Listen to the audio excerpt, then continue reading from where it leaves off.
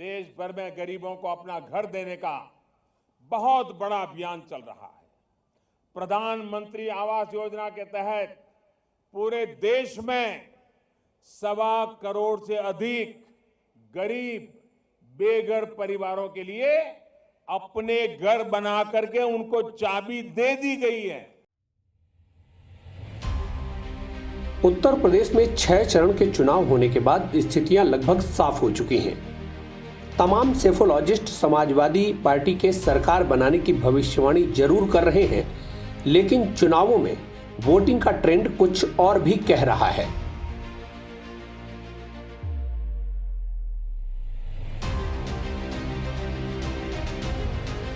ज्यादातर विश्लेषकों का कहना है कि पहले और दूसरे चरण के बाद वोटिंग प्रतिशत में गिरावट से बीजेपी को नुकसान होता दिख रहा है। लेकिन इन विश्लेषणों का दूसरा पक्ष भी है, जिसकी चर्चा कुछ सेफोलॉजिस्ट कर तो रहे हैं, लेकिन उनकी आवाज का शोर दबा हुआ है। चुनाव के इस दूसरे पक्ष को नजरअंदाज नहीं किया जा सकता। अभी तक सवाल यह था कि क्या बीजेपी अखिलेश की जातीय इंजीनियरिंग में फंस गई है, लेकिन इसका एक काउंटर सवाल भी है। क्या अखिलेश सहित कांग्रेस और छोटे दल बीजेपी के जाल में फंस गए हैं? आइए इस काउंटर ओपिनियन को भी समझते हैं। यह सच है कि 2017 के चुनावों में भाजपा ने जिस सोशल इंजीनियरिंग का इस्तेमाल कर भारी बहुमत हासिल किया था, वही सोशल इंजीनियरिंग इस बार अखिलेश ने साध ली। अखिलेश ने जातियों का समीकरण साधने और टिकट बंटवारे में भी सावधानी बरती, लेकिन उनका ध्यान भाजपा की उस तैयारी पर नहीं गया जो वह पिछले 2 साल से करती आई है।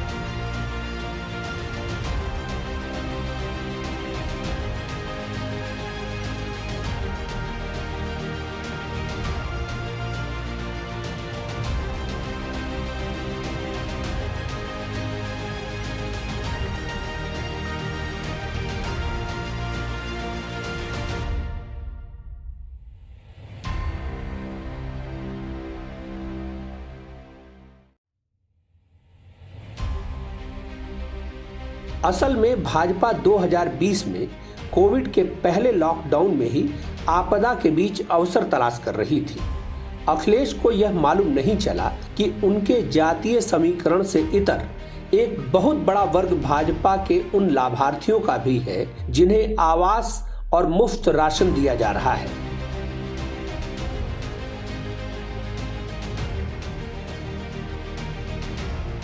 आपको यह जानकर हैरानी होगी कि उत्तर प्रदेश की 21 करोड़ जनसंख्या में 15 करोड़ वोटर हैं और 15 करोड़ लाभार्थी भी हैं। ये सरकारी डेटा है। इसके अलावा 16 लाख महिलाएं जो स्व सहायता समूह में शामिल हैं, उन्हें 1000 करोड़ ट्रांसफर किया गया है। 1 करोड़ 70 लाख लोगों को शौचालय दिया है और 42 लाख लोगों को आवास दिया है, जिसमें 5 लाख लोगों को घरों की चाबी मिल चुकी है और बाकी निर्माणाधीन है, लेकिन स्वीकृत हो चुके हैं। मतलब अखिलेश की जातीय गोलबंदी के समानांतर बीजेपी ने एक लाभार्थी नाम की अलग जाति ही बना दी है।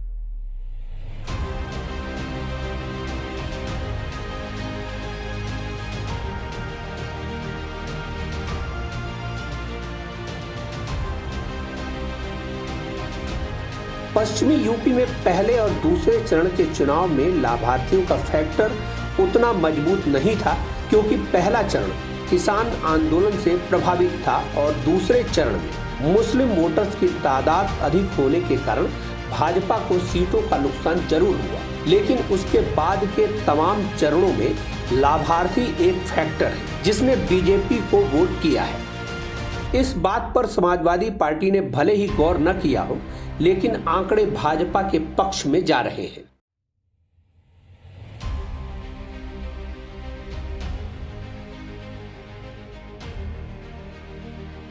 पूर्वांचल उत्तर प्रदेश का सबसे गरीब इलाका है और वहां लगभग 3.5 करोड़ वोटर हैं। इनमें से बड़ा तबका रोजी रोटी और मकान के लिए संघर्ष कर रहा है। ये वोटर्स हवा के रुख से नहीं बल्कि अपनी जरूरतों के हिसाब से वोट कर रहे हैं और यह बताने की जरूरत नहीं है कि इनका वोट कहां जाएगा।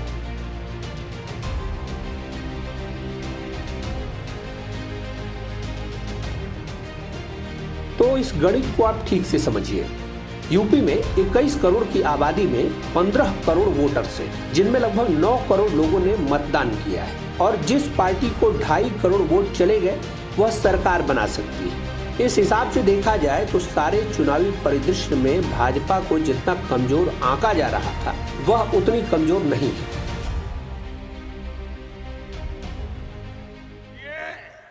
हमारा गठबंधन जनता जनार्दन से होता है।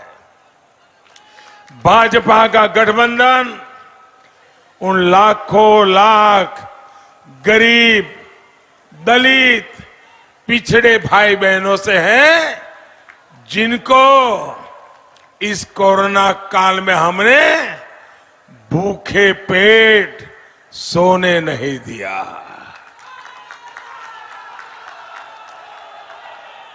गरीब के घर में चूल्हा जलता रहे, गरीब का बच्चा रात को भूखा न सो जाए,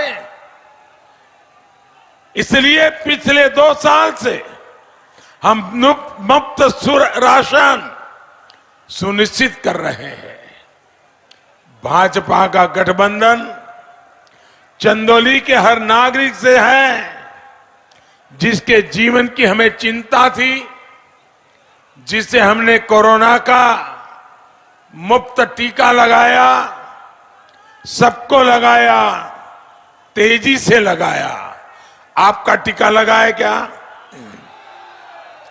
दोनों हाथ ऊपर करके पूरी ताकत से बताइए, आपका टीका लगा है क्या? आप सबको टीका लगा है? आपको टीका लगाने का पैसा देना पड़ा क्या? पैसा देना पड़ा क्या? जेब से 1 रुपया भी देना पड़ा क्या? इसीलिए तो मेरा और आपका गठबंधन है। 7वें और अंतिम चरण में भी कमोबेश यही लाभार्थी भाजपा को लाभ देने जा रहे हैं। यह बात जरूर है कि उसके लाभार्थी वोटर साइलेंट हैं और ये खामोश वोटर बहुत बड़ा खेल कर सकते हैं, जिसका अंदाजा अखिलेश यादव को अभी तक नहीं। हो सकता है कि 10 तारीख को आने वाले नतीजे आपको चौंका दें।